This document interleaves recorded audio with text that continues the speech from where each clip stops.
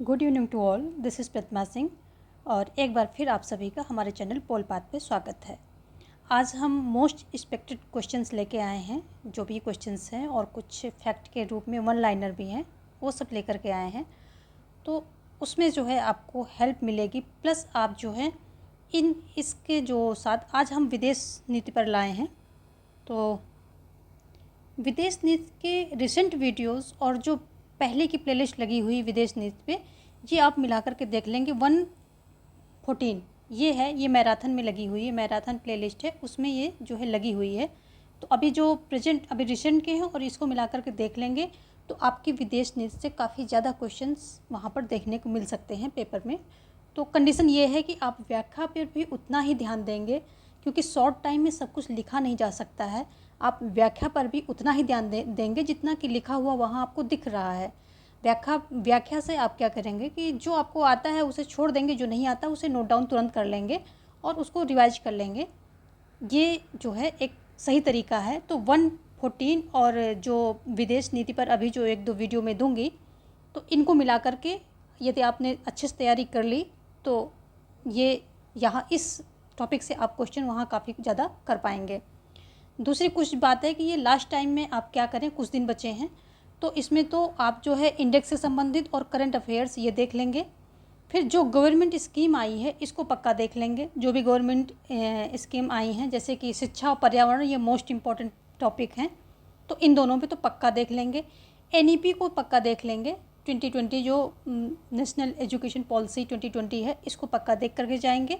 और सबसे most important बात क्या है कि आप PYQs लास्ट टाइम में जितना लगाएं उतना अच्छा है, उतना आपका जो है टाइम मैनेजमेंट होगा, टाइप ऑफ क्वेश्चन आपको समझ में आएंगे। यहाँ वैसे ज़्यादातर डायरेक्ट क्वेश्चन आते हैं, डायरेक्ट क्वेश्चन ज़्यादा आते हैं, बट कॉन्सेप्चुअल भी थोड़ा बहुत वहाँ होता है, सेंटेंस के फॉर्म में वहाँ आते हैं। तो आपका सब कुछ यहाँ पर बहुत अच्छे से प्रिपेयर होने वाला है। ये उनके लिए है जिन्होंने पढ़ाई की है, जिन्होंने अभी तक पढ़ा है, जिनकी प्रिपरेशन है लगभग 80%, 70%, 90% प्रिपरेशन है, ये उनके लिए है। अब जिन्होंने पढ़ाई नहीं की है तो उनके लिए हम क्या ही कह सकते हैं। तो जिन्होंने पढ़ाई की है उनके लिए लास्ट टाइम जो एक 1 वीक बच रह गया है आपका, उसके लिए ये स्ट्रेटजी है कि ये कुछ खास टॉपिक हैं उनको देखिए, और मोस्ट इम्पॉर्टेंट है कि PYQs आप लगाइए। आपको यहाँ मैराथन की लिस्ट 114 से और प्लस जो ये रिसेंट वीडियोज़ हैं, इनसे जो है आपको काफ़ी हेल्प मिलेगी इस टॉपिक पर। आप मुझे टेलीग्राम पे फॉलो कर सकते हैं, पोल पाथ के नाम से बना है, इस पर वो फॉलो कर सकते हैं। @ नहीं लगाना है, सिर्फ पोल पाथ। वहाँ पर जो ये अभी करंट की PDF हैं वहाँ मैं अपलोड कर देती हूँ, तो जिसको चाहिए होता है रिवीजन के लिए वो ले लेते हैं। प्लस डिस्क्रिप्शन में सारी लिस्ट लगी हुई हैं और चैनल पर विजिट करके भी आप सारी लिस्ट जो है पा सकते हैं। तो चलिए आज का देखते हैं पहला क्वेश्चन क्या कह रहा है। जो भी क्वेश्चन में मुझसे लग रहा है कि इम्पोर्टेंट है वो मैं लेके आई हूँ। यदि आप दोनों लिस्ट फॉलो करेंगे हमारी, तो आपको जो है इस टॉपिक से काफ़ी फ़ायदा मिलने वाला है। पहला है, ग्वादर बंदरगाह किस समुद्र के किनारे है? बंगाल की खाड़ी, अटलांटिक समुद्र, या अरब महासागर, या हिंद महासागर? किसके ये जो है कहाँ पर, किस समुद्र के किनारे ये स्थित है? तो यहाँ पर ऑप्शन आपका हो जाएगा C, ये अरब सागर। ठीक है, ऑप्शन C हो जाएगा। ग्वादर बंदरगाह के बारे में कुछ इंपॉर्टेंट चीज़ें आप जान लें। ग्वादर बंदरगाह कहाँ है? अरब सागर के किनारे स्थित है और ये गर्म पानी का बंदरगाह है, तो ये भी आप जान लें। क्वेश्चन कहीं से, गर्म पानी का ये बंदरगाह है। दूसरा, ये जो है बलूचिस्तान से, पाकिस्तान के बलूचिस्तान प्रांत जो है वहाँ से ये जो है बंदरगाह, ये बंदरगाह बलूचिस्तान, जो पाकिस्तान का बलूचिस्तान प्रांत है वहाँ स्थित है। कराची से लगभग 533 किलोमीटर की दूरी पड़ता है। और यदि हम ईरान की बात करें तो ईरान से ये 120 किलोमीटर की दूरी पर स्थित है। तो ये आपको एक एरिया पता चल जाएगा। और ये क्या है, चीन पाकिस्तान आर्थिक गलियारे के रूप में जो है ये चर्चा में है। ठीक है, चीन पाकिस्तान आर्थिक गलियारा है, और प्लस चीन के 1 बेल्ट 1 रोड योजना के कारण ये अत्यधिक महत्वपूर्ण है। तो क्या है, एक तो ये आर्थिक गलियारा है, चीन पाकिस्तान आर्थिक गलियारा। ठीक है, एक ये पॉइंट उठाना है आपको। और क्या है कि ये जो है 1 बेल्ट 1 रोड योजना के कारण अत्यधिक महत्वपूर्ण है। तो दूसरा क्या है, 1 बेल्ट वन रोड योजना, इसके कारण जो है अत्यधिक महत्वपूर्ण हो गया है। तो ये 2-3 पॉइंट आप ध्यान में रखेंगे। नेक्स्ट क्वेश्चन देखेंगे। यहाँ पर ये पॉइंट आप देख लें, स्क्रीनशॉट ले लीजिए या फिर आप जो है इसका नोट डाउन कर लीजिए। भारतीय वायुसेना ने किस देश में ऑपरेशन कैक्टस को कार्यान्वित किया है? श्रीलंका, नेपाल, पाकिस्तान या मालदीव? किस में किया है? किसको? ऑपरेशन कैक्टस की बात यहाँ पर हो रही है। तो ये जो है मालदीव में किया गया है भारतीय सेना द्वारा। मालदीव में जो भारतीय वायुसेना ने ऑपरेशन कैक्टस को मालदीव में कब किया था? 1988 में किया था। ठीक है, 1988।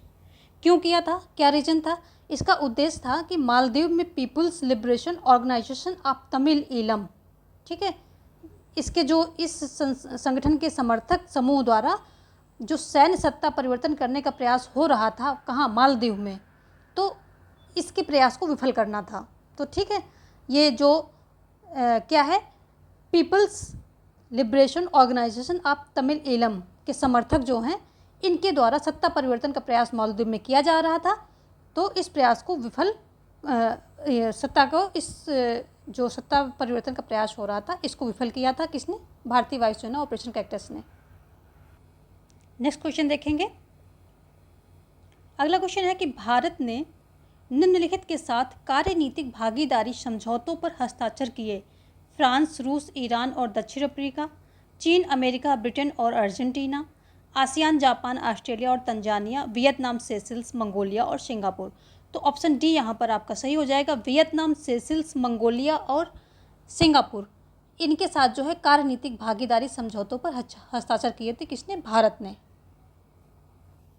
नेक्स्ट देखेंगे।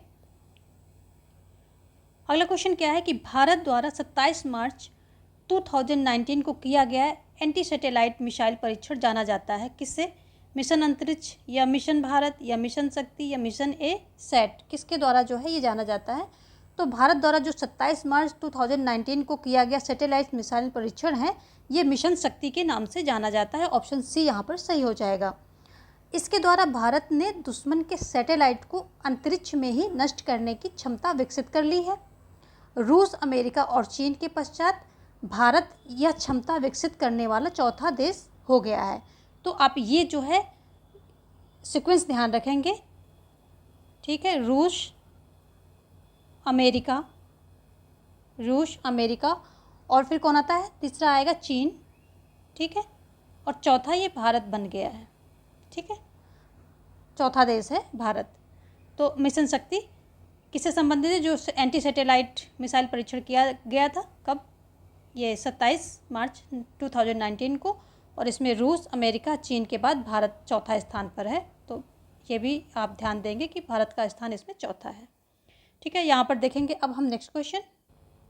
एक बात और यहाँ पर ध्यान रखेंगे कि 2017 में संयुक्त राष्ट्र की जो ये यूनेस्को के सामान्य सम्मेलन 39वां सत्र जो था, इस बैठक में 9 नवंबर 1917 को कार्यकारी बोर्ड द्वारा भारत को पुनर्निर्वाचित किया गया है। और ये यूनेस्को के लिए किया गया है। और यूनेस्को क्या है? यूनेस्को का जो है ये कार्यकारी बोर्ड इस संस्था का सर्वोच्च निर्णयकारी निकाय है। तो 2017 में भारत को पुनर्निर्वाचित किया गया, किसके लिए? यूनेस्को के लिए किया गया है। ये भी आप ध्यान रखेंगे, ये इम्पॉर्टेंट है। 2017 में 9 नवंबर 2017 में यूनेस्को के लिए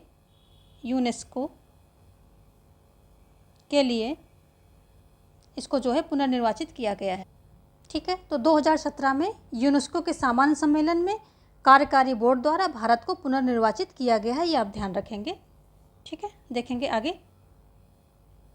नेक्स्ट क्वेश्चन क्या कह रहा है कि निम्न में से किस देश से भारत ने व्यापक आर्थिक भागीदारी समझौता यानी कि CEPA हस्ताक्षरित किया है?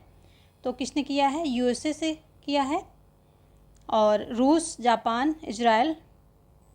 यहाँ पर जो है ऑप्शन सी सही हो जाएगा, जापान, ठीक है। भारत ने जापान, दक्षिण कोरिया, यूरोपीय यूनियन आदि से व्यापक आर्थिक भागीदारी समझौता किया है। और जापान के साथ यह समझौता कब आता है अस्तित्व में? 2011 में आता है, ठीक है। और इससे क्या हुआ कि टेक्सटाइल, समुद्री उत्पाद और मसालों आदि में व्यापार में जो है बहुत ज़्यादा वृद्धि हुई है। तो इसके अलावा कौन, जापान के अलावा दक्षिण कोरिया और यूरोपीय यूनियन, ये दोनों महत्व हैं, तो आप इनको भी ध्यान में रखेंगे। दक्षिण कोरिया, एक तो ये जापान हो गया, फिर दक्षिण कोरिया और यूरोपीय यूनियन, ये जो है 3 को आप याद रखेंगे। इनके साथ जो है व्यापक आर्थिक भागीदारी समझौता यानी कि CEPA हस्ताक्षरित किया गया है, किसके द्वारा, भारत के द्वारा। नेक्स्ट देखेंगे, भारत के किस देश के साथ सुखोई 30 MAI लड़ाकू विमान बड़े बेड़े के लिए दीर्घावधि समझौता हस्ताक्षरित किया गया है? तो किसका, अमेरिका, जापान, इजराइल या रूस? तो ये जो है, ये रूस, ऑप्शन डी यहाँ पर सही हो जाएगा, रूस। ठीक है, अभी यहाँ ये जो है सुखोई 30 MKI भारतीय वायुसेना का क्या है, अग्रिम पंक्ति का लड़ाकू विमान है। ठीक है, और ये एक बहुउपयोगी लड़ाकू विमान है, ये भी आपको ध्यान में रखना है। और इसको जो है रूस के सैन्य विमान निर्माता सुखाई तथा भारत के हिंदुस्तान एरोनॉटिक्स लिमिटेड के सहयोग से ये बनाया गया है। और भारतीय सेना में इसे पहली बार कब जो है लाया गया था, 2002 में इसको शामिल किया गया था। तो ये जो है सुखोई 30 को भारतीय सेना में 2002 में जो है शामिल किया जाता है। ठीक है, ये रूस और भारत के एरोनॉटिक्स लिमिटेड के सहयोग से बना है। रूस को कौन है, विमान निर्माता सुखाई तथा भारत के हिंदुस्तान एरोनॉटिक्स लिमिटेड के सहयोग से ये बनाया गया है। तो ये बातें आप ध्यान रखेंगे, यदि न्यू है आपके लिए तो नोट डाउन कर लीजिए। चलिए देखेंगे हम नेक्स्ट क्वेश्चन। नेक्स्ट देखेंगे हम अगला क्वेश्चन क्या कह रहा है कि आसियान से भारत किस राजमार्ग को वियतनाम तक विस्तार करने की बातचीत कर रहा है? Bharat Myanmar Thailand, Bharat Myanmar Korea, Bharat Myanmar Bangladesh या भारत म्यांमार चीन? यहाँ पर ऑप्शन ए सही हो जाएगा, भारत म्यांमार थाईलैंड। तो आसियान से भारत जो है भारत म्यांमार थाईलैंड के तक जो है विस्तार करने की बात कर रहा है, भारत म्यांमार थाईलैंड। ठीक है, राजमार्ग को वियतनाम तक विस्तार करने की बातचीत कर रहा है। और ये कितना लंबा है, ये 1360 किलोमीटर लंबा है, 1360 किलोमीटर ये जो है लंबा राजमार्ग है। और ये मोरेह जो भारत के मोरेह को थाईलैंड के माय सोट से जोड़ता है। तो ये भारत का क्या होगा, मोरेह और इसका थाईलैंड का मायसोट, थाईलैंड का मायसोट, इन दोनों को जोड़ता है। देखो लुक ईस्ट को तो बारे में आप जानते हैं, जो हमारी विदेश नीति का एक पार्ट है, लेकिन जो लुक वेस्ट है ये भी जो है आप ध्यान में रखेंगे, ये भारत के संबंधों को पश्चिमी एशियाई देशों के साथ जो है विस्तार करने की बात करता है। ठीक है, तो लुक वेस्ट भी आप ध्यान रखेंगे। और किसके साथ ये संबंधों को विस्तार के पक्ष में है, तो पश्चिमी एशियाई देश, पश्चिमी एशियाई देश। ठीक है, इनके साथ संबंध की विस्तार का पक्ष पोषण है कौन सा, पश्चिमी एशिया। ये जो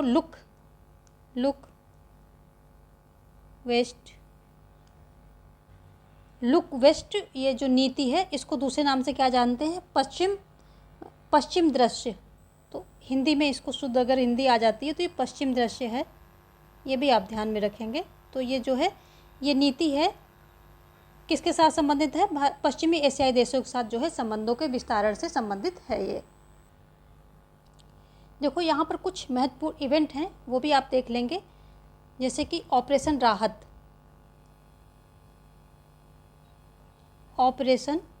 ये छोटे छोटे पॉइंट हैं आपके जो पेपर में है। डायरेक्ट जो है चीज़ें, डायरेक्ट क्वेश्चन बहुत ज़्यादा देखने को मिलेंगे, तो आप डायरेक्ट कॉन्सेप्चुअल तो आपने अभी तक पढ़ ही लिया होगा, अब डायरेक्ट जो है उस पर थोड़ा सा फोकस कीजिए।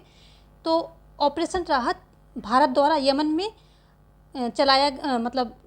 यमन से भारतीयों को बचाव करने के लिए चलाया गया था, यह आप ध्यान रखेंगे। तो ऑपरेशन राहत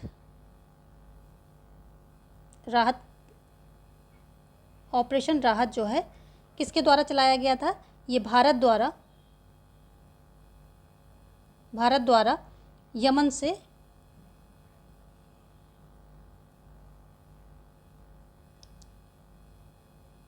से भारतीयों का बचाव करने के लिए चलाया गया था। ठीक है। दूसरा एक देखेंगे, एक प्रोजेक्ट मौसम है। प्रोजेक्ट मौसम क्या है? हिंद महासागर क्षेत्र में समुद्री सहयोग के लिए भारतीय पहल है। ठीक है, तो आप ये भी देखेंगे। दूसरा प्रोजेक्ट मौसम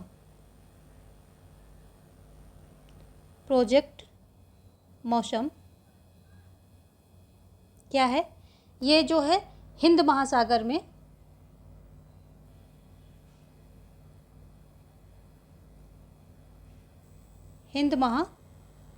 में जो ये क्षेत्र है, इसमें समुद्री सहयोग है। समुद्री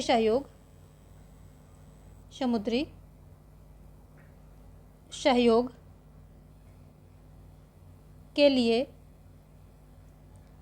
क्या है? भारतीय पहल है। ये इतना ही अभी फैक्ट याद रखिए, भारतीय पहल है। यदि आपने पढ़ा होगा तो आपको इसके बारे में डेप्थ में पता होगा। यदि नहीं पढ़ा है तो इतना ही काफ़ी है आपके लिए। अभी ज़्यादा न्यू चीज़ों को एक्सप्लोर मत करना, जो पढ़ा हुआ है उसी को अच्छे से फिक्सेशन कीजिए और PYQs पे ध्यान दीजिए, वो पक्का लगाइए और बार बार रिवीजन को बहुत टाइम दीजिए। अब रिवीजन का टाइम आ गया है। ठीक है, तो ये सारी चीज़ें आप जो है ध्यान में रखेंगे। लिंक वेस्ट पॉलिसी जो अभी हमने की थी, लिंक वेस्ट पॉलिसी, इसको लिंक वेस्ट पॉलिसी के नाम से भी जानते हैं। तो पश्चिमी एशिया से जुड़ने का एक प्रयास है। ठीक है, और ये सब चीज़ें जो हैं फैक्चुअल चीज़ें आप ध्यान में रखेंगे। आप जो है दोनों लिस्ट को फॉलो करेंगे तो आपको काफ़ी फ़ायदा मिलने वाला है। 114 जो कि लगी हुई है विदेश नीति से संबंधित, और जो अभी मैं कुछ क्वेश्चन दे पा रही हूँ वो देखेंगे। क्वेश्चन अगला क्या करें? संयुक्त राष्ट्र संघ के परिप्रेक्ष्य में भारत की विदेश नीति का मुख्य उद्देश्य 3 घनिष्ठ रूप से जुड़े लक्ष्य हैं। इन लक्ष्यों के में निम्नलिखित में से कौन शामिल हैं? तो जो 3 हैं लक्ष्य वो घनिष्ठ रूप से जुड़े हुए हैं, मतलब सबसे ज़्यादा इम्पोर्टेंट वही हैं।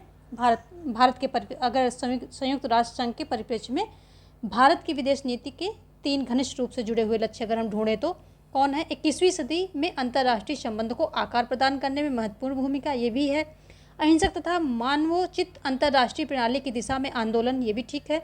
अंतर्राष्ट्रीय विकास के सतत तथा अपेक्षाकृत न्याय संगत पैटर्न के लिए स्थितियों को बढ़ावा देना, तो ये तो बहुत ही जरूरी है। शुरू से ही भारत इसके प्रयास में रहा है।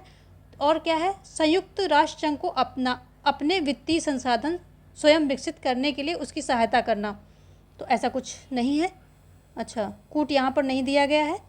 ठीक है, यहाँ पर कूट आपको नहीं मिला है और कूट की ज़रूरत भी नहीं है क्योंकि नहीं पूछ रहा है।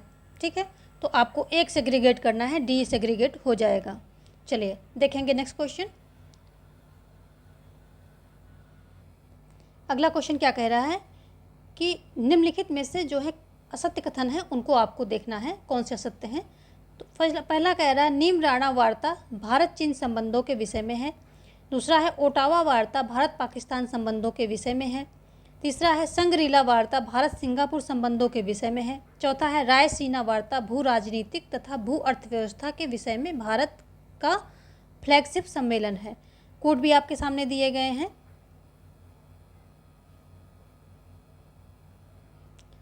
ए में दिया है ABC, बी में है BCD और सी में है AC और डी में है CD। तो यहाँ पर ऑप्शन सी सही हो रहा है, यानी कि ए और सी जो सेंटेंस हैं ये आपके सही हैं। जो ये नीम राणा वार्ता है ये भारत चीन संबंधों के विषय में ना होकर के ये भारत पाकिस्तान के साथ ट्रैक डिप्लोमेसी की शुरुआत है। ठीक है, तो ये भारत चीन संबंधों से नहीं है बल्कि किससे है? पाक से है। ट्रैक डिप्लोमेसी से इसका संबंध है।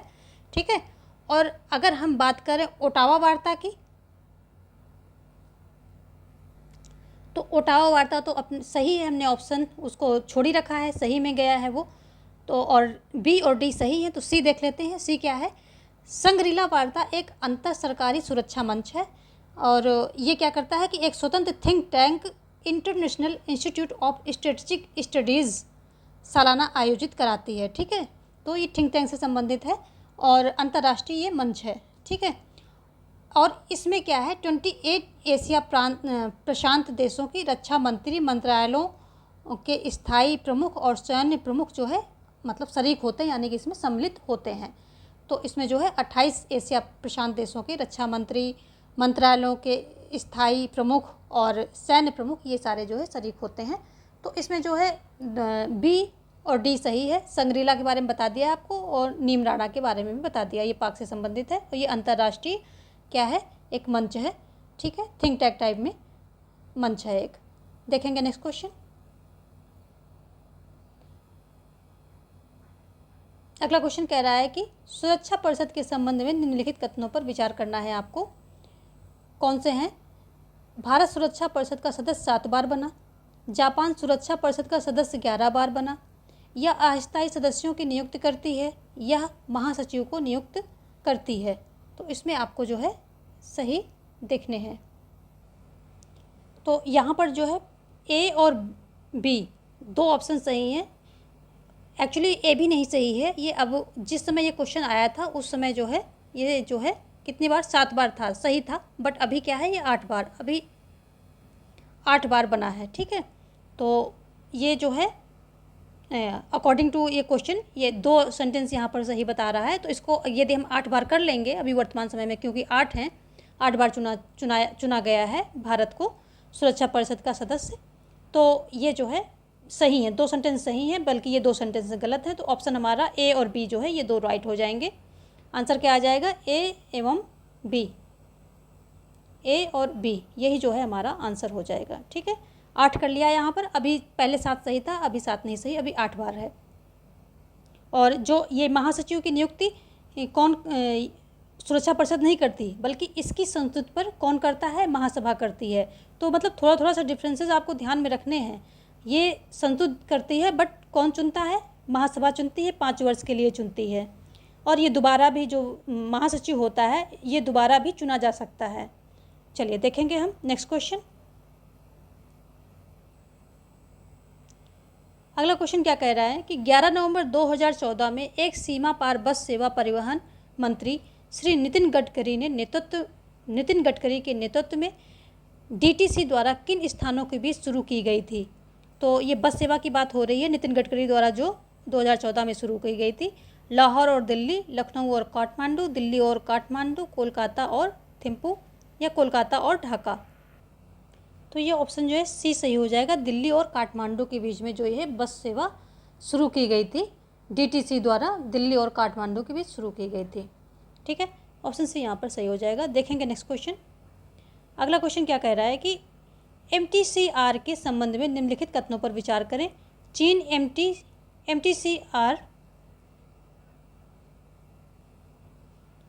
MTCR यहाँ पर थोड़ा सा जम्बल्ड है, CR का सदस्य नहीं है।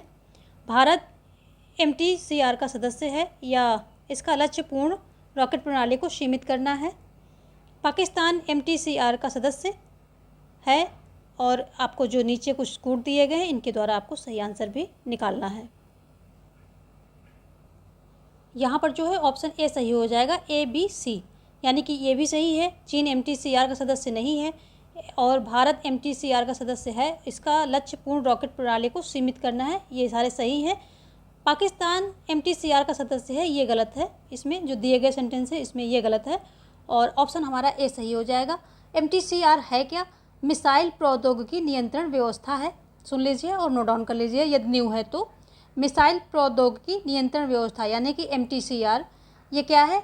कई देशों का एक अनौपचारिक संगठन है जिसके पास प्रक्षेपास्त्र व मानव रहित विमान यानी कि ड्रोन की बात हो रही है से संबंधित प्रौद्योगिक क्षमता है, ठीक है। उन देशों का ये संगठन है, समूह है, अनौपचारिक भी है, औपचारिक नहीं है। और जो इसे फैलने से रोकने के लिए नियम स्थापित करते हैं, यानी कि नियम बना रहे हैं इससे कम जो है फैलने से इसको रोका जाए। और चीन MTCR का सदस्य नहीं है। 27 जून 2016 को भारत इसका 39th जो है सदस्य बना, पूर्ण सदस्य बन गया। और इसका लक्ष्य इसमें जो कि दिया हुआ है कि पूर्ण रॉकेट प्रणाली को सीमित करना है। तो इसमें बाकी सब यहाँ सेंटेंस दिए हुए हैं। जो एक चीज़ है वो 27 जून को क्या बन गया? भारत इसका 39th जो है सदस्य, पूर्ण सदस्य देश बन गया है, ठीक है, अधूरा नहीं है, पूर्ण। भारत 39th इसका जो है सदस्य देश बन गया है।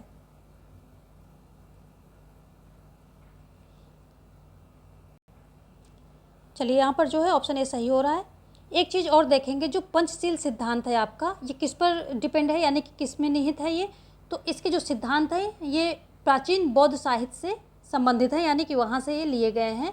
और इसमें हैं कौन कौन से, अगर हम बात करें जो 5 मेन हैं, तो इसमें जो सिद्धांत हैं, गैर आक्रामकता और अहस्तक्षेप, शांतिपूर्ण सह अस्तित्व और परस्पर आदर है, और क्या है कि किसी देश की संप्रभुता और अखंडता की मान्यता। ये जो 5 चीज़ें इसमें मेन हैं। नेक्स्ट क्वेश्चन देखेंगे कि प्रधानमंत्री नरेंद्र मोदी ने किस राष्ट्र के साथ भूमि विनिमय के लिए ऐतिहासिक भूमि सीमा करार पर हस्ताक्षर किए हैं, तो पाकिस्तान, श्रीलंका, भूटान, चीन और क्या है बांग्लादेश। 5 ऑप्शन आपके पास है, इनमें से कौन है, तो इनमें से ऑप्शन जो है ई बांग्लादेश सही हो जाएगा। ठीक है, जो प्रधानमंत्री नरेंद्र मोदी है, इन्होंने कब किया था ये, 2015 में बांग्लादेश के साथ भूमि विनिमय के लिए ऐतिहासिक भूमि सीमा करार पर हस्ताक्षर किया था। और इस करार के तहत बांग्लादेश को 111 इनक्लेव, जबकि भारत को 51 इनक्लेव मिले हैं। तो बांग्लादेश को कितने मिले हैं, 111 इनक्लेव मिले हैं, इनक्लेव। और भारत को कितने मिले हैं, भारत की बात करें तो इसको 51 जो है इनक्लेव मिले हैं। ठीक है, इसको 51 इनक्लेव मिले हैं। और ये जो 100वें संवैधानिक संशोधन के अधिनियम द्वारा जो है इसको लागू किया गया है। ठीक है, और इसके लिए जो संसद में 119वां संशोधन विधेयक भी पास किया गया है। ठीक है, यहाँ पर ऑप्शन जो है ई आपका सही हो जाएगा। देखेंगे हम नेक्स्ट क्वेश्चन। अगला क्वेश्चन कह रहा है कि प्रतिष्ठित जलदेवी ट्रेन सेवा श्रीलंका में भारत की मदद से 24 साल बाद बहाल किया गया। किन 2 महत्वपूर्ण क्षेत्रों में इसे बहाल कर दिया गया, जाफना और महो, कोलंबो और नेलिया, जाफना और कंकेसान तुरई, या जाफना और कोलंबो, या कोलंबो और रामेश्वरम। तो आपको बताना है कि किसके बीच में जो है इसको शुरू किया गया है, कौन से 2 क्षेत्रों को ये जोड़ रही है। तो ऑप्शन डी यहाँ पर जाफना एंड कोलंबो सही हो जाएगा। इसके बारे में थोड़ा सा हम जान लेते हैं। प्रतिष्ठित जो चल देवी ट्रेन सेवा है, ये श्रीलंका में भारत की मदद से 24 साल बाद बहाल किया गया है। इसको जाफना और कोलंबो क्षेत्रों में इसे बहाल किया गया है। और क्योंकि जो है श्रीलंका में बहुत ज़्यादा क्या था, उथल पुथल मची हुई थी, गृह युद्ध था तमिल और सिंघली के बीच में, आपको पता ही होगा। तो उस चक्कर में ये जो जाफना रेल सेवा है कब बंद कर, 1990 के दशक में इसको जो है बंद कर दिया था। आंदोलन के चलते 1990 से इस रेल मार्ग को उस समय जो है बंद कर दिया गया था। अब इससे क्या किया है कि 2014 में इसको पुनः शुरू कर दिया गया है। ठीक है, और ये जाफना व कोलंबो के बीच 400 किलोमीटर रेल मार्ग, जो 400 किलोमीटर की दूरी है, और इस दूरी पे है रेल मार्ग पर चल देवी एक्सप्रेस को किसने किया था रवाना, 13 अक्टूबर 1990 को किसने हरी झंडी दिखाई थी, जो राष्ट्रपति महिंद्र राजपक्षे ने इन्होंने जो है हरी झंडी दिखाकर रवाना किया था। तो ये सारी बातें हैं, आपको पता ही होगा ज़्यादातर। इसमें कुछ नए पॉइंट हैं तो आप इनको नोट डाउन कर लीजिए। इसमें जो एक मेन पॉइंट है वो 2014 से जो है इसको पुनः जो है शुरू कर दिया गया है, और 1990 से ये जो है बंद था।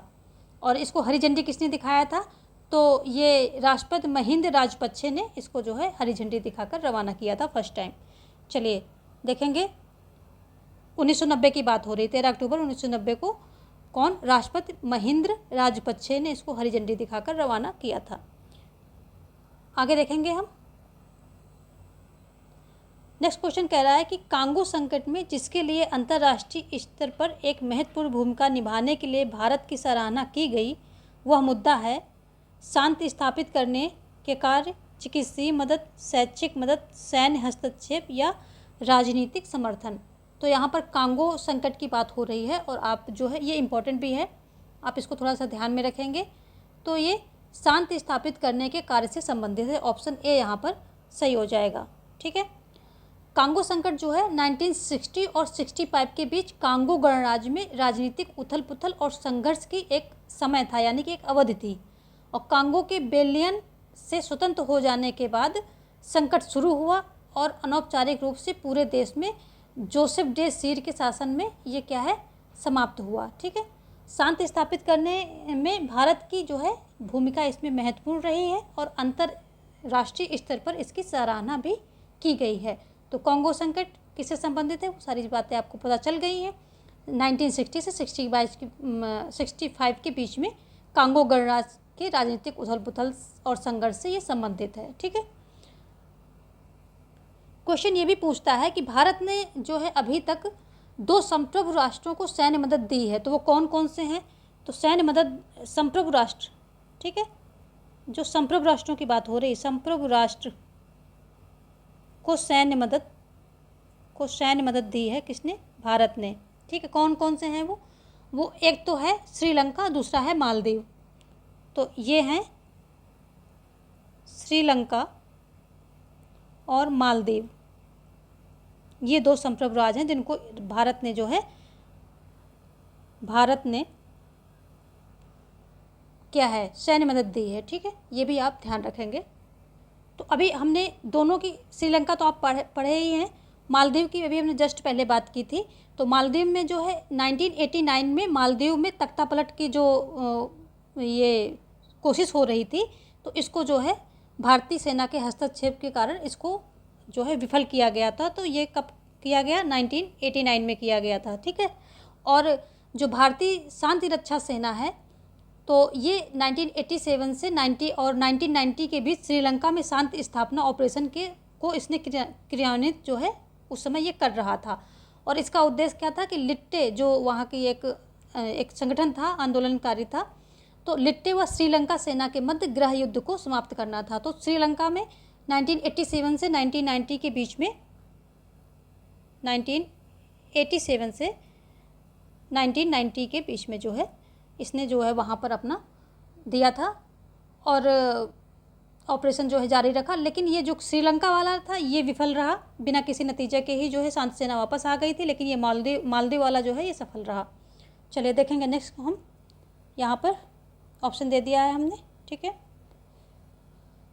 देखेंगे नेक्स्ट क्वेश्चन। अगला क्वेश्चन क्या कह रहा है, पाकिस्तान के साथ सिंधु जल समझौते के अंतर्गत भारत का किन नदियों पर अनन्य अधिकार है। ये इंपॉर्टेंट क्वेश्चन है, जो भी जल नदियाँ ये सब जो है काफ़ी इंपॉर्टेंट क्वेश्चन आज की डेट में बन जाते हैं। तो ऑप्शन है आपके पास चेनाब रावी ब्यास, रावी ब्यास सतलज, ब्यास सतलज झेलम या रावी चेनाब झेलम। तो यहाँ पर जो है ऑप्शन बी सही हो जाएगा, रावी ब्यास सतलज। इन तीनों का जो है भारत को जो है अधिकार दिया गया, जबकि 3 और नदियाँ थी जिनको पाकिस्तान को अधिकार दिया गया था और ये थी जो सिंधु, झेलम और चिनाब। तो सिंधु, झेलम और चिनाब जो है, सिंधु, झेलम, चिनाब। तो सिंधु, झेलम और चिनाब को पश्चिमी नदियाँ बताते हुए इनका पानी पाकिस्तान के लिए दे दिया गया था, और जबकि रावी ब्यास सतलज को पूर्वी नदियाँ बताते हुए रावी ब्यास सतलज को क्या बताया कि पूर्वी नदियाँ हैं। ठीक है, पूर्वी नदियाँ हैं, तो ये क्या होंगी, ये भारत के पास आएंगी। और एक इसके बारे में मैं आपको क्वेश्चन पहले ही दे चुकी, लेकिन नदियों के नाम नहीं बताए थे, इसलिए मुझे ये दोबारा क्वेश्चन रखना पड़ा। इसका जो मध्यस्थता किसने की थी ये भी पूछता है, तो इसकी ये मैं बता चुकी हूँ आपको, इसकी मध्यस्थता जो है विश्व बैंक के द्वारा की गई थी। ठीक है, तो वो भी आप ध्यान रखेंगे कि जो सिंधु जल समझौता था इसकी मध्यस्थता विश्व बैंक के द्वारा की गई है। और इसमें जो है 3 नदियों का, यानी कि रावी, इसको राइम बनाइए, रावी वा आया, फिर वा के बाद यहाँ पर व्यास कर दीजिए और फिर यहाँ लास्ट में सा आया, तो उसी सा को उठा लीजिए, सतलज। तो लास्ट में वा है तो फिर अगला पहला शब्द फिर वा कर दीजिए, और फिर लास्ट में सा है तो फिर पहला शब्द सा कर दीजिए, रावी व्यास सतलज, रावी व्यास सतलज। तो ये करके आप राइम बना लिया, और ये नदियाँ जो हैं भारत के पास हैं, और सिंधु, झेलम, चिनाब जो है पाकिस्तान के पास हैं। और ये 1960 सिंधु जल समझौता होता कब है ये भी ध्यान रखेंगे। तो सिंधु जल समझौता कब होता है, 1960 में होता है, ये भी ध्यान रखेंगे। विश्व बैंक इसकी मध्यस्थता करता है, ये सारी चीज़ें आप ध्यान रखेंगे। देखेंगे नेक्स्ट क्वेश्चन। अगला क्वेश्चन क्या कह रहा है, एक बात ध्यान रखें कि ये जो लुक ईस्ट पॉलिसी है तो ये कब प्रस्तुत की गई, किसके द्वारा प्रस्तुत की गई, तो ये चीज़ पक्का पूछता है। तो ये नरसिम्हा राव ने सितंबर 1994 में अपने व्याख्यान द्वारा सिंगापुर में प्रस्तुत किया था। ठीक है, अपने व्याख्यान द्वारा सिंगापुर में प्रस्तुत किया था, ये बात आप ध्यान रखेंगे।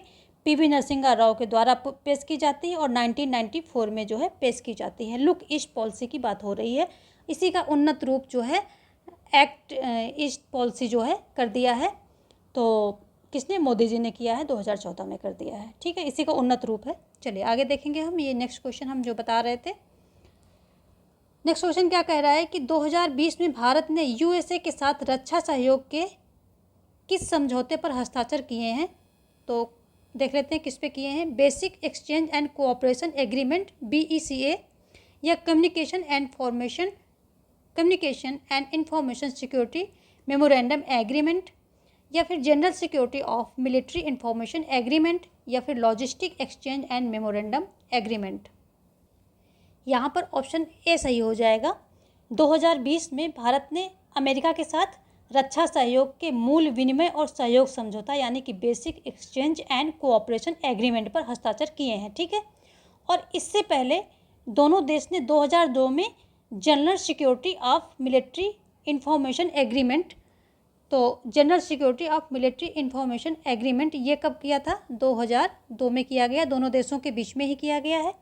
ठीक है, और यदि हम बात करें कि लॉजिस्टिक की, तो ये जो 2016 में logistic exchange memorandum of agreement तथा communication and information security memorandum agreement, ये दोनों कब किए गए? 2016 में किए गए हैं। तो जो ये मेमोरेंडम एग्रीमेंट हैं ये दोनों 2016 में किए गए हैं, ये भी और ये भी, दोनों ही। देखेंगे नेक्स्ट क्वेश्चन हम। भारतीय विदेश नीति की निम्नलिखित घटनाओं को उनके कालक्रम के अनुसार जो है व्यवस्थित करना है। लाहौर बस कूटनीति, लुक ईस्ट पॉलिसी, गुजराल सिद्धांत, पोखरण परमाणु विस्फोट।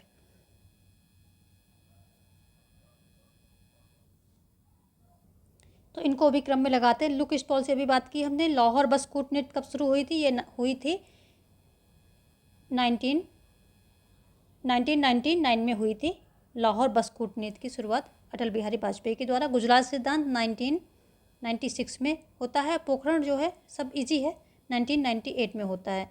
तो फर्स्ट यानी कि second, third, fourth and first, second, third, fourth and first जो है बी ऑप्शन यहाँ पर सही हो जाएगा।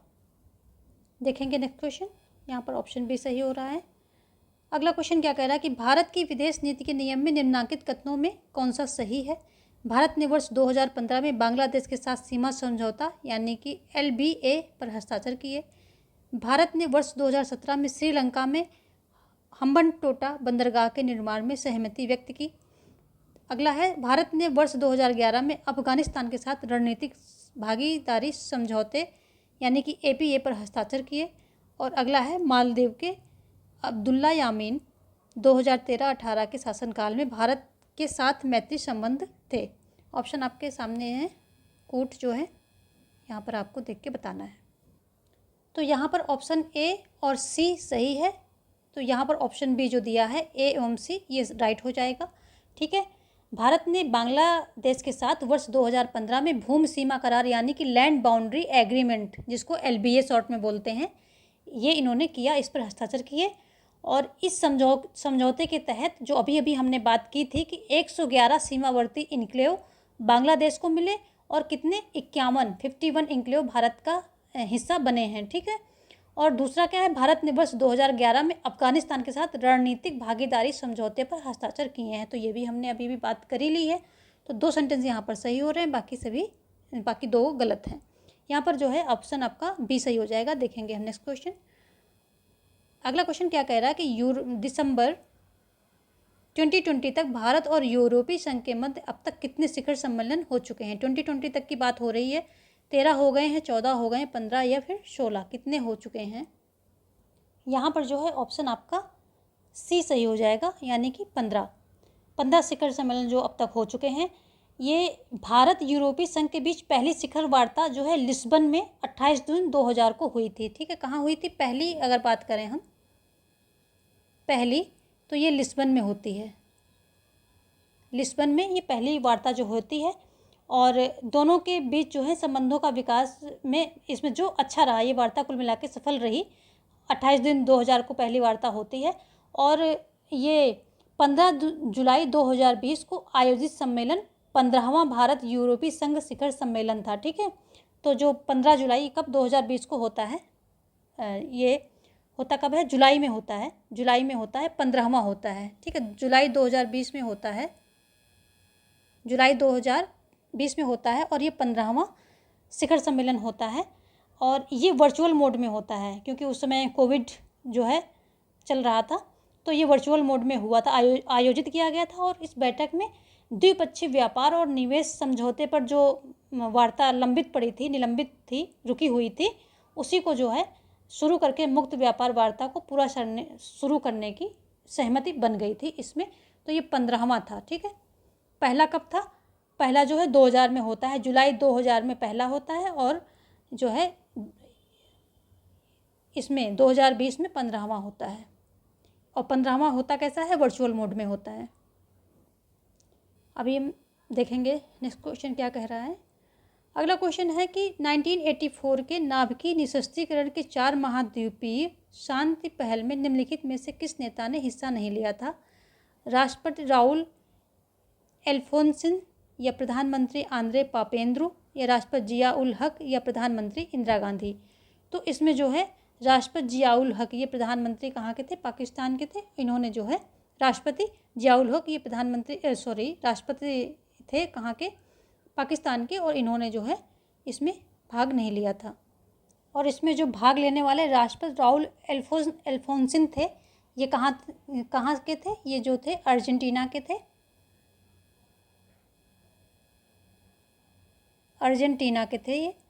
और जो प्रधानमंत्री आंद्रे पापेंद्रू थे, ये थे कहाँ से थे, ये ग्रीस से थे, ये ग्रीस से थे। और ये कहाँ से थे, ये पाक से, यानी कि पाकिस्तान से थे ये।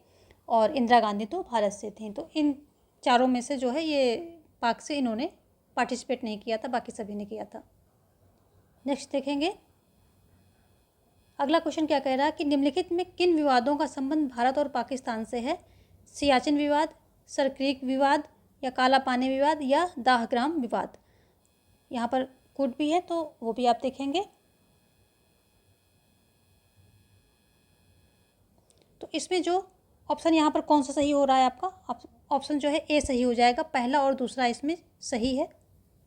जो सियाचिन विवाद है और सरक्रीक विवाद है, ये दोनों जो है किससे संबंधित है, पाक से संबंधित है, यानी कि ये दोनों राइट हो जाएंगे। और जो काला पानी विवाद है, तो ये काला पानी विवाद कहाँ है, भारत और नेपाल से संबंधित है। काला पानी विवाद भारत नेपाल के बीच में चल रहा है। ठीक है, काला पानी विवाद। और दाहग्राम विवाद की बात करें तो भारत और बांग्लादेश के बीच में चल रहा है। ठीक है, दाहग्राम कहाँ चल रहा है, भारत बांग्लादेश के बीच में ये चल रहा है।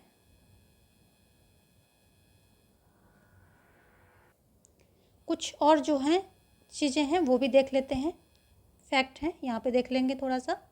जो ये गलवान की घटना है, ये किससे संबंधित है, गलवान की घटना चीन से संबंधित है ये। ठीक है,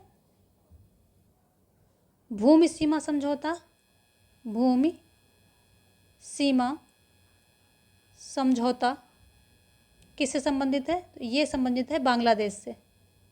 अभी हमने इसके बारे में बात करी रखी है। और जो ये बघलिहार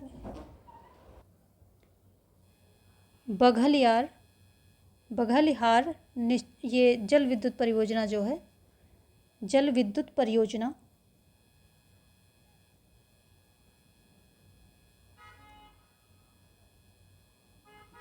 किससे संबंधित है ये, तो ये संबंधित है पाकिस्तान से, पाकिस्तान से संबंधित है ये।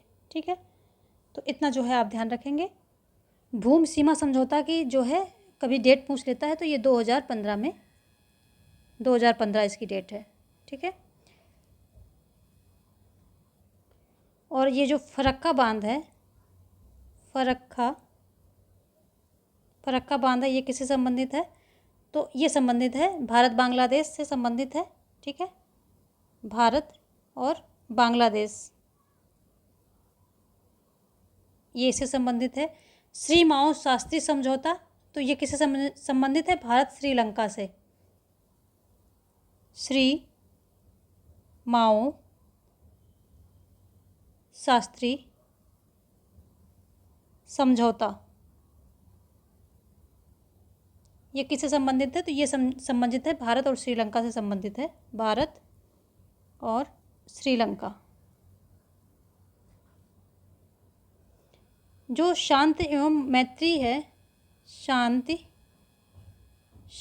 एवं मैत्री संधि, ये किससे संबंधित है, तो शांति एवं मैत्री संधि होती है भारत और नेपाल से संबंधित, भारत और नेपाल से ये संबंधित है, ठीक है। ये होती कब है, 1950 में, ठीक है, 1950 में ये होती है।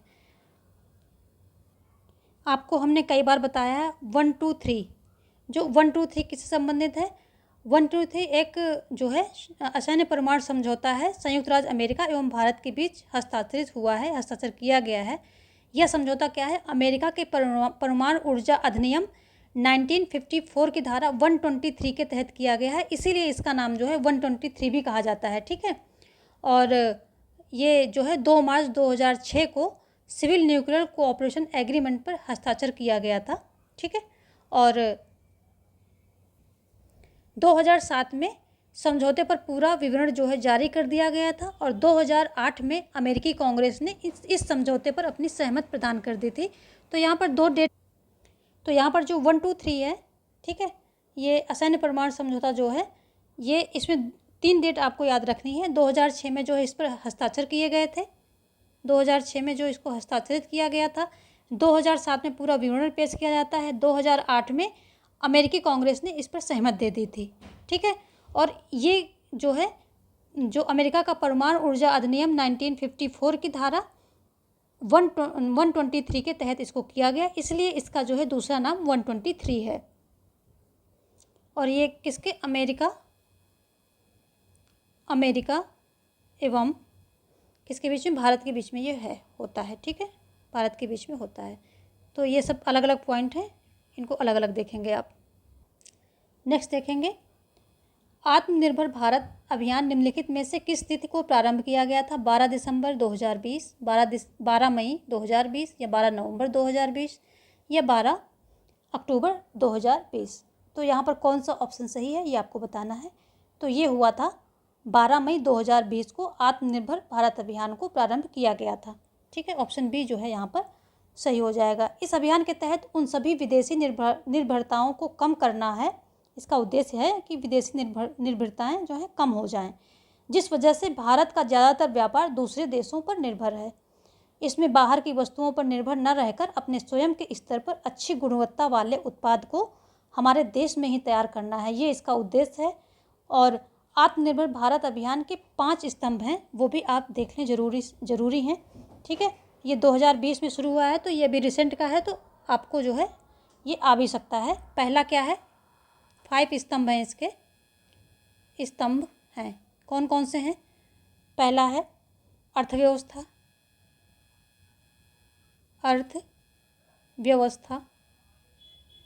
दूसरा क्या है, दूसरा है तकनीकी,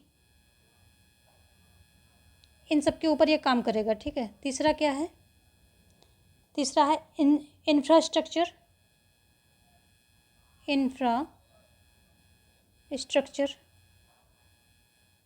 ठीक है। चौथा क्या है, चौथा है मांग,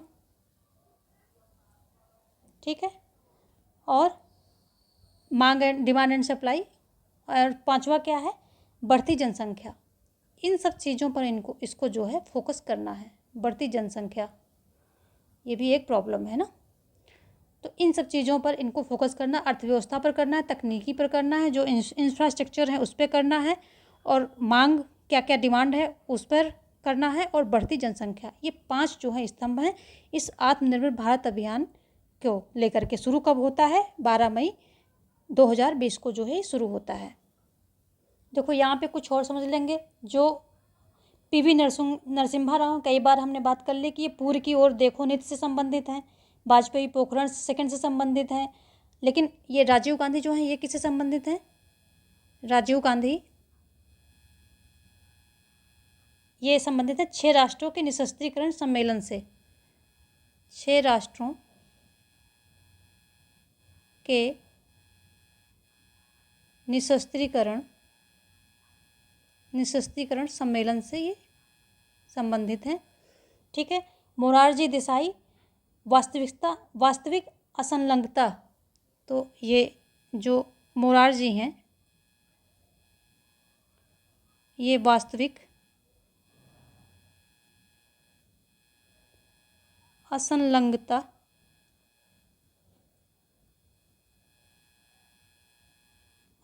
हो गया, इनका ये संबंधित इससे हो गए। और जो मोरारजी देसाई थे इनके बारे में एक ये है कि जब 1962 के युद्ध के बाद चीन का जो पहली बार जो चीन गए थे तो यही थे मोरारजी देसाई, एज अ विदेश मंत्री, है ना, फॉरेन मिनिस्टर के रूप में ये गए थे। कहाँ थे? चीन यात्रा पर गए थे पहली बार। जब युद्ध हुआ था तो उसके बाद सारी चीज़ें ठप कर दी गई चीन से, लेकिन चीन यात्रा पर पहली बार यही गए थे। पहली बार कौन गए थे?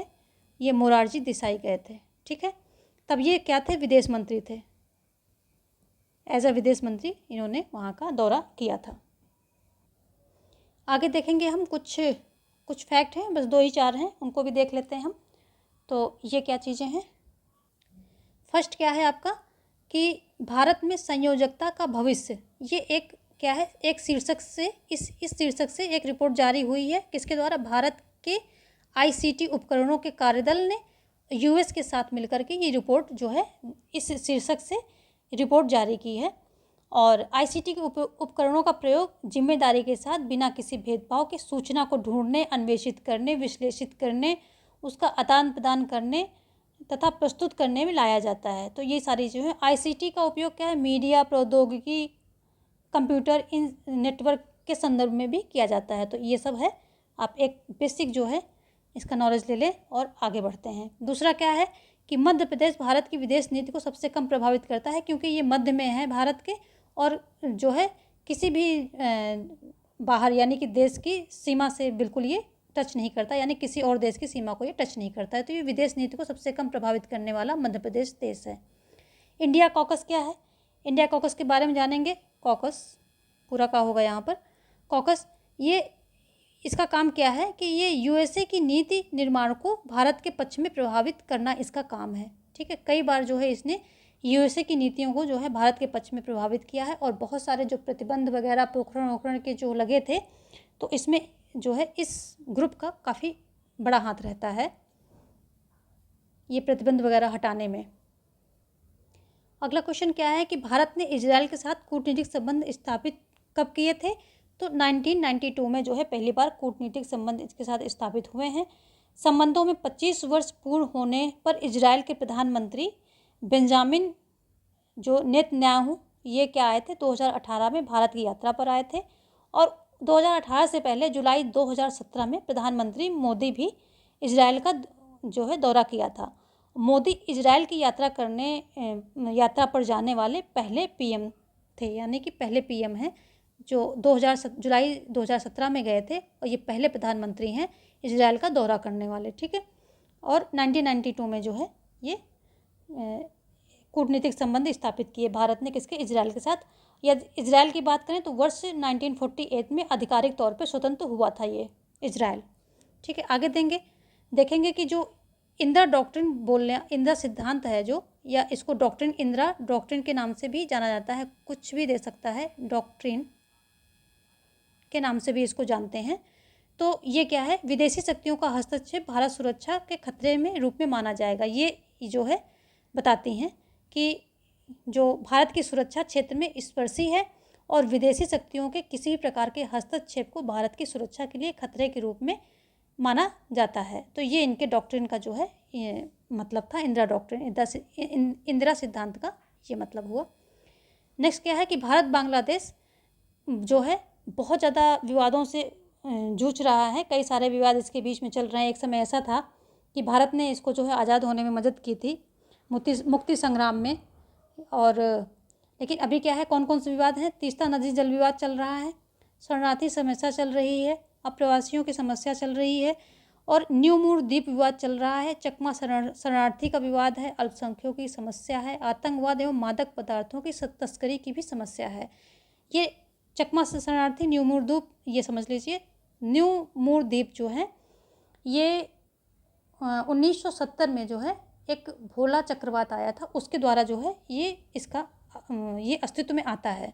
और फिर 2010 में क्या होता है कि ये जो है जल स्तर बढ़ने से समुद्र का डूब जाता है, उसी के दौरान। और चकमा शरणार्थी की बात, ये भी एक समस्या बन गई है। ठीक है, तो ये सारे जो हैं बांग्लादेश से संबंधित हैं।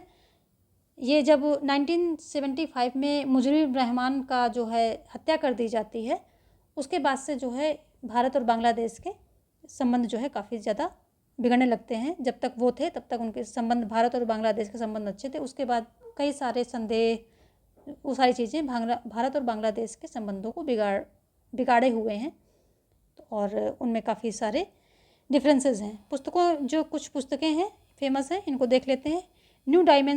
New dimensions of India foreign policy, Atal Bihari Vajpayee.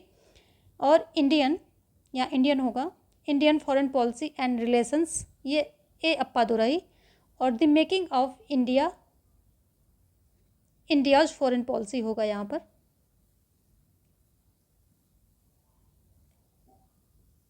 India's foreign policy, ये बंदोपाध्याय इनसे संबंधित है। आज का सेशन यहीं स्टॉप करेंगे, वीडियो काफ़ी लंबी हो गई है, और कल कुछ और प्रश्नों के साथ, महत्वपूर्ण प्रश्नों के साथ मिलेंगे। और आप जो है ये जो मेन इवेंट है, इनकी डेट भी देखते जाइए, क्योंकि वहाँ सीक्वेंस में लगाने को आ सकता है, क्रम में लगाने को आ सकता है। तो जो बहुत ही फेमस इवेंट हैं उनकी डेट देखते रहिएगा। और ठीक है, वीडियो को लाइक कर दीजिए। यदि आपको अच्छी लगी है वीडियो, तो बिना लाइक किए बिल्कुल भी वीडियो क्विट मत करना।